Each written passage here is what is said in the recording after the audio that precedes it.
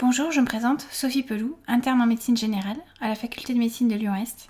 Dans cette vidéo, j'aimerais vous présenter une nouvelle ressource pour les futurs étudiants en médecine, la Khan Academy.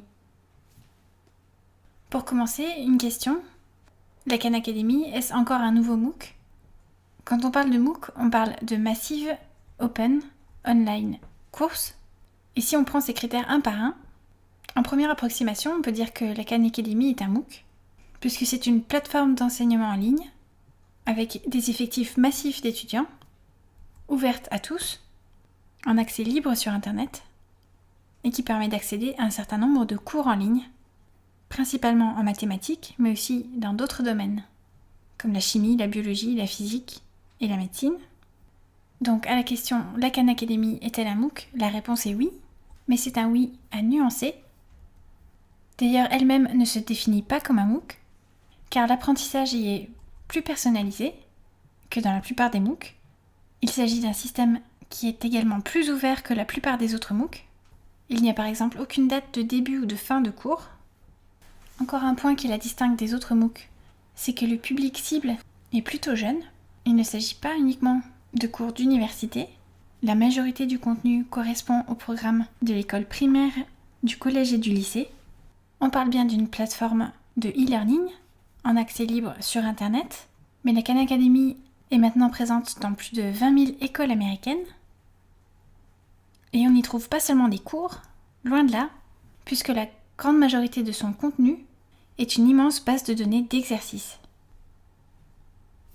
Avec comme point de départ un fondateur, qui lui a donné son nom, Salman Khan, un Américain qui a étudié les mathématiques et l'informatique avant de travailler dans l'analyse financière en Californie, et qui a eu l'idée, en voulant aider une de ses cousines à faire ses devoirs de mathématiques à l'autre bout du pays, de lui envoyer par internet des mini-vidéos de moins de 10 minutes, dans lesquelles il lui expliquait de façon simple et conviviale chacun des concepts qu'il lui semblait important qu'elle comprenne avant de passer à l'étape suivante.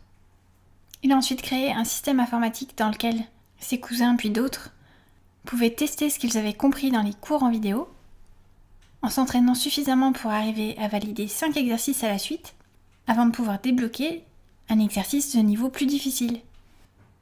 Son succès a été tel sur Internet que YouTube l'a encouragé à créer une chaîne, et quand les enfants de Bill et Melinda Gates se sont pris au jeu de faire des exercices de mathématiques en s'amusant, c'est le fondateur de Microsoft qui a commencé à s'intéresser de près au travail de Salman Khan, ce qui l'a sans doute aidé à obtenir des financements importants de Google notamment et d'autres financeurs privés, ce qui lui a permis de former toute une équipe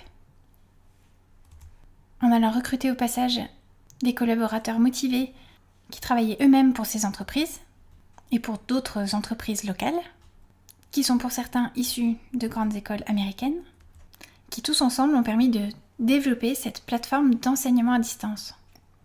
Après seulement quelques années d'existence, si on fait le point en quelques chiffres, le contenu de la Khan Academy est en train d'être traduit et adapté dans plus de 30 langues, à travers 190 pays, avec pas moins de 6400 mini-vidéos, mais surtout une base de données de 100 000 exercices, plus de 10 millions d'utilisateurs mensuels, qui tous ensemble totalisent pas moins de 500 millions de vidéos vues et 3 milliards d'exercices de mathématiques effectués.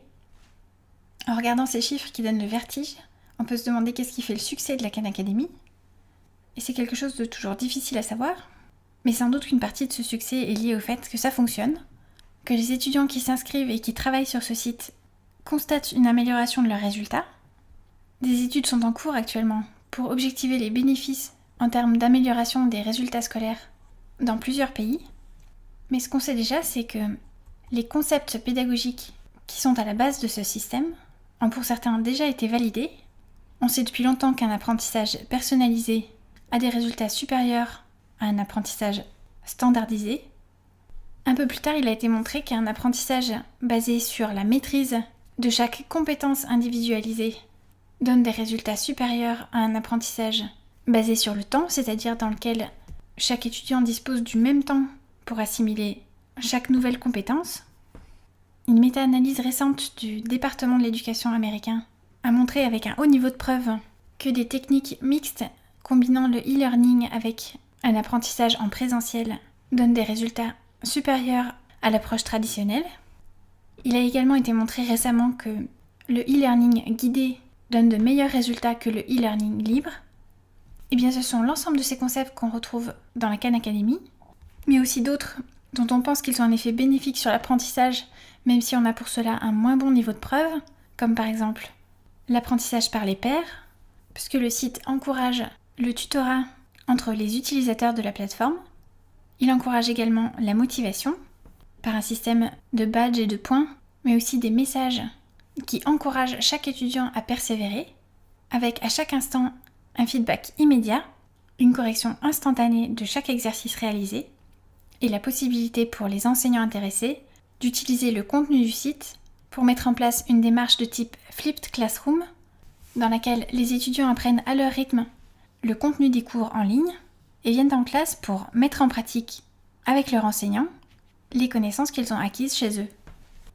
Pour en revenir à la médecine, le contenu actuel de la Khan Academy est essentiellement mathématique, mais la partie santé et médecine est en plein développement. Elle est pour le moment constituée d'environ 450 vidéos en anglais, dont 90 ont été adaptées en français. La base de données d'exercices appliqués à la médecine est encore en cours de création, et c'est dans ce contexte que j'aimerais faire appel à vous, qui êtes en train de regarder cette vidéo et qui êtes intéressé par la pédagogie en médecine. Ce que je vous propose, c'est de créer un compte sur khanacademy.org ou d'utiliser votre compte Gmail ou Facebook déjà existant pour vous connecter au site. Cliquez sur Start Learning Now et testez le site et votre niveau de mathématiques en même temps pour avoir une idée de ce que pourrait donner la partie médicale de la Khan Academy d'ici quelques années.